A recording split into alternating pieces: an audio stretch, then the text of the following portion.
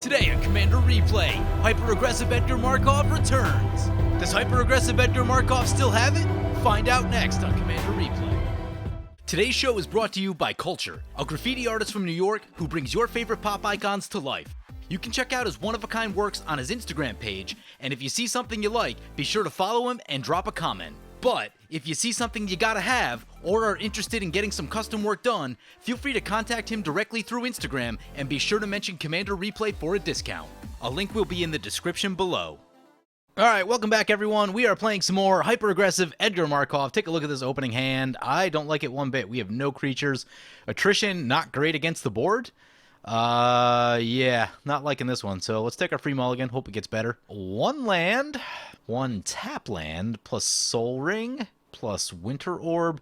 Winter Orb not going to be great against Kozilek. Kozilek's going to be all mana rocks. Sen Triplet, probably also some mana rocks. I think we go to 6. Yeah, this is the best of the bunch so far, so we'll keep right here. Kozilek also taking some mulligans. We got a swamp on top. I think, yeah, we're going to keep that swamp on top. We do need the double black right there. Dave playing a Sen Triplets deck. I have not seen him pilot this deck yet, so that'll be interesting. I have seen most of his decks before, so apparently he's got some new ones in the works. I've only seen Sen Triplets a couple times, and it is pretty slow to get going, but once it does get going, it is super nasty. Basically, opponent will just play cards right out of your hand. Lands, whatever. Just, it's so much worse than even just, like, discarding. It's like, now they have them, and, ugh. You have no cards left. It is bad times.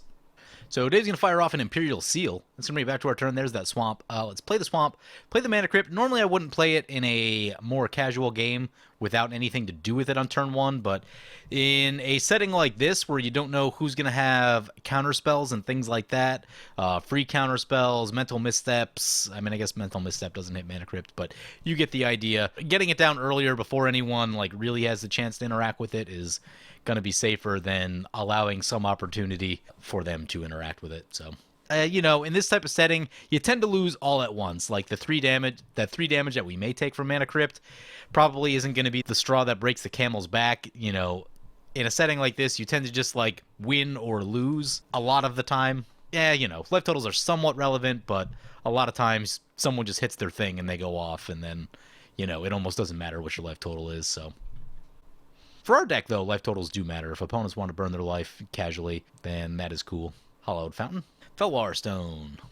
Brings back to our turn. Mana Crypt flip on us. Let's see if we win the flip. Going tails. Lost the flip. Draw another swamp. Not the most helpful. Would like to see a Promise of Power next. Play the Sanctum Seeker. Get our Vampire. It makes it into play. Nice. There's a Jet Medallion for the Yargle. I am joined by 3 Patreon supporters today. First up, we have Cadis playing Yargle, Glutton of Urborg. It is a 9/3 vanilla for 5 mana. Should be interesting. Next up, we have Mugen80 piloting Kozilek the Great Distortion, a pretty powerful commander. The draw 7 can be pretty cool. And also we have to not get got by the counterspell ability on there. That thing can get us, especially with like lower converted mana cost, you know, higher likelihood of running into that stuff. And then finally, Sen Triplets, talked about a little bit already, being piloted by my buddy Dave. It basically plays cards right out of your hands and is super nasty. You really don't want that coming into play. We have no removal in hand, so it looks like it's going to be on its way pretty soon. The Abyss. Each player destroys target non-artifact creature of their choice. It can't be regenerated. Oh, gross. I need some enchantment removal. So, yeah, kill our token. Mana Crypt flip on us. Go tails again. Lost the flip. There's a Waves of Aggression. Not particularly helpful with our current mana situation. Our mana situation is pretty bad right now. No one playing blue either, so given the colors at the table, well, I guess Sen Triplets is playing blue, but less likelihood of a wheel in the current setup. Also, mono black and colorless, not going to be super well suited to get rid of that Abyss. Here comes a Whip of Erebos. One can use a Divining Top.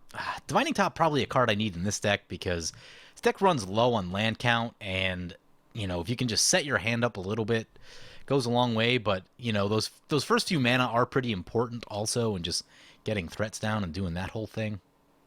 The Abyss. The Abyss is a pretty ridiculous magic card.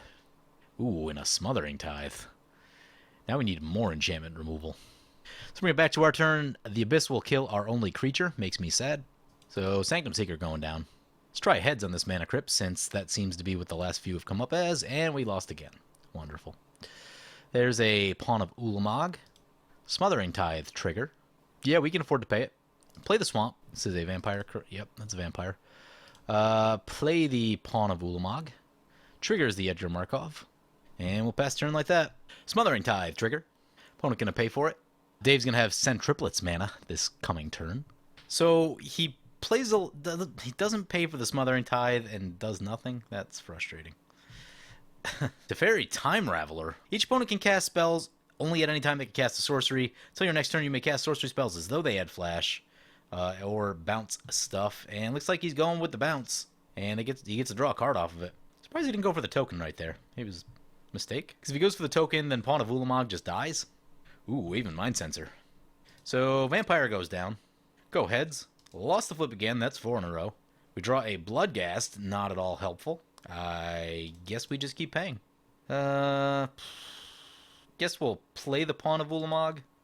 Slightly more mana efficient than the Bloodghast, since we don't have anything else going on. Triggers the Edgar Markov.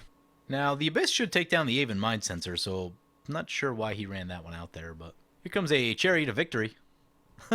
So just Voltron Yargle, probably. Equipped creature has First Strike, Trample, and Haste. Those are some pretty good abilities. And it'll also have Lifelink from the Whip. So no treasure tokens on Dave's turn. And Abyss going to shoot down the Aven Mind Sensor. Opponent's going to shoot our Lonely Plains with a Strip Mine. Awesome. Makes us very far away from Cathar's Crusade and Waves of Aggression. What's frustrating is how few 5-drops are actually in this deck. There are 5 5-drops in this deck, and we have, what, 2 of them in our hand? Yeah, that's pretty frustrating. Really looking for that Promise of Power. Moonlight Bargain, either of those. There's a Windfall. That should help. Opponent will get a ton of mana out of the Smothering Tithe, though. There's Moonlight Bargain. There's a Winter Orb. Winter Orb, not great with Smothering Tithe in play. Soul Rain coming down. Yep. Winter Orb, definitely off the table. Here comes Sen Triplets. Ugh. Although the Abyss will kill Sen Triplets on their next turn, but they'll still get the trigger. It's going to be back to our turn. The Abyss will trigger. Choose our Vampire token. Go Tails. Lost the flip again. Was that 5 in a row? 6 in a row? We've lost all of them. Ooh, Mind Slash is a card. Smothering Tithe will trigger. Not going to pay for it this time. It has so many, doesn't really matter. So yep, back to our turn. Let's lay down the Windswept Heath. It's gonna bring. Ooh, that's gonna bring back the Bloodghast. That's helpful. I have this feeling that if I Mind Slash, then we definitely get targeted with the Sen Triplets. Where if we don't, maybe we don't get targeted with it. But he also didn't cast the last 3 cards in his hand and has like unlimited mana. So maybe it's just lands. Maybe there's not much there. I'm gonna go for the plateau right here. We need to start getting closer to our red and white cards. Play the Falconwrath Gorger. That'll trigger Edgar Markov. And I think I'm going to sit on the end step Moonlight Bargain and hope that we don't get Sen Triplets. Not really even going to bother attacking just because I feel like it's going to do much at this point. Sign in Blood for the Yargle opponent. It's going to trigger the Smothering Tithe. Moonlight Bargain will not trigger Smothering Tithe. It's a look and put, not a draw. So that's cool. Opponent pays for 1 Smothering Tithe. Lets the other go. Plays a Plague Crafter. That'll take down Sen Triplets. That's good news. We'll sacrifice a Vampire token. Bloodghast has more power, so that seems relevant. That Plague Crafter's pretty huge, though, because Sen Triplets is a bad time. Also means I feel pretty good about trying to get this Moonlight Bargain down, although it could still get countered, but... Smothering Tithe trigger. Opponent tapped a land but didn't pay for it. Not sure what happened there. Astral Cornucopia, sure, for X2. Dave's gonna Enlighten Tutor. Let's see what he gets. It's a Stasis. Oh. That's bad. Well, guess it's a good thing that we didn't tap out for the Moonlight Bargain. He can still play his commander, though, and that seems bad. Here comes Stasis. Yep. One opponent scoops. I guess our creatures don't untap. That's ooh, Stasis in the Abyss? Yeah, that's all a problem. Disenchant, I mean, does it really matter at this point, but... Oh, we can't instant speed Moonlight Bargain. Alright, yeah. Yeah, I'm going to scoop it right here. There's no point. Yeah, not a great hand for Edgar Markov right here. Our land situation was not good. If we could have gotten, like, Cathar's Crusade down, I mean, we really couldn't cast much. Our land situation was bad. We had 2 5-drops in our hand, which we really didn't need. There's 5 drops in the deck, which means we, probably shouldn't have 2 like in our opener. There are hands in this deck that could have easily gotten through that Abyss. I mean, we have Vindicate, Chaos Warp, Wear Tear, reasonable chance to be able to deal with that Abyss, or just keep sacrificing tokens to it, and we just didn't have the hand to really do much of anything, so that was frustrating. So yep, Dave takes down that match. Stasis getting there.